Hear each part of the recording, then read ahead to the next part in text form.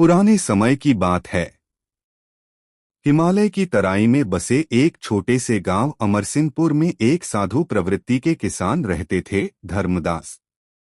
धर्मदास निर्धन थे, पर उनका हृदय अपार श्रद्धा से भरा हुआ था। उनका दिन भगवान शिव के नाम से शुरू होता और उन्हीं के नाम पर समाप्त होता। हर सुबह वह कच्चे रास्तों से होते हुए गांव के पुराने शिव मंदिर में जाते, बेलपत्र चढ़ाते और बस एक ही प्रार्थना करते, हे भोलेनाथ, मुझे कुछ नहीं चाहिए, बस मेरे कर्मों को पवित्र बनाए रखना। धर्मदास के पास केवल एक ही सहारा था, एक सफेद रंग का बैल जिसका नाम था श्वेत। श्वेत कोई साधारण बैल नहीं था। वह धर्मदास की आंखों के इशारे से ही समझ जाता था कि कहाँ हल चलाना है, कहाँ रुकना है।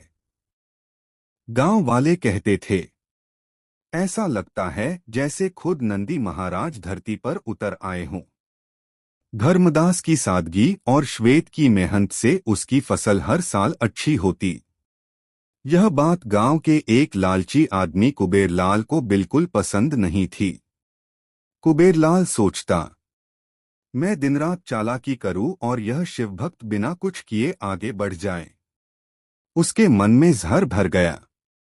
एक अमावस्या की रात, जब पूरा गांव सो रहा था, कुबेरलाल चुपके से धर्मदास के घर पहुंचा और श्वेत के चारे में जहर मिला दिया। सुबह जब धर्मदास उठा तो उसने श्वेत को जमीन पर बेसुध पड़ा देखा। हे भोलेनाथ, अगर मेरी भक्ति सच्ची है तो मेरे श्वेत को मुझसे मत छीनो। धर्मदास मंदिर में फूट फूट कर रो पड़ा। उसी रात मंदिर के गर्भगृह में भगवान शिव की मूर्ति से एक दिव्य प्रकाश निकला। शिवजी ने कहा, धर्मदास, तुम्हारी भक्ति निष्कपट है। जिसने विश्वास रखा उसे मैं कभी अकेला नहीं छोड़ता। अगली सुबह मंदिर के द्वार पर एक तेजस्वी विशाल बैल खड़ा था, जिसके गले में अपने आप घंटी बज रही थी। उसकी आंखों में अद्भुत शांति थी। धर्मदास ने जैसे ही उस बैल को देखा, उसका हृदय कांप उठा। हे प्रभु, यह तो मेरे श्वेत से भी अधिक दिव्य है। उस बैल ने स्वयं चलकर धर्मदास के चरणों में सिर रख दिया। गांव वाले दंग रह गए। उस बैल के साथ धर्मदास का जीवन बदल गया। खेत आधे समय में जोत जाते, फसल 3 गुना होती। धर्मदास कभी घमंड नहीं करता।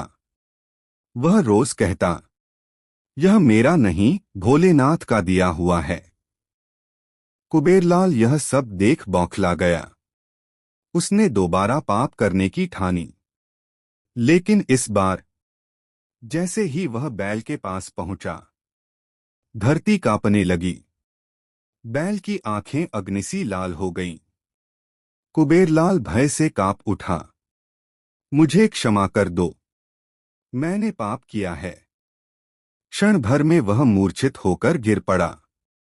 अगले दिन गांव के सामने कुबेरलाल ने अपना अपराध स्वीकार किया।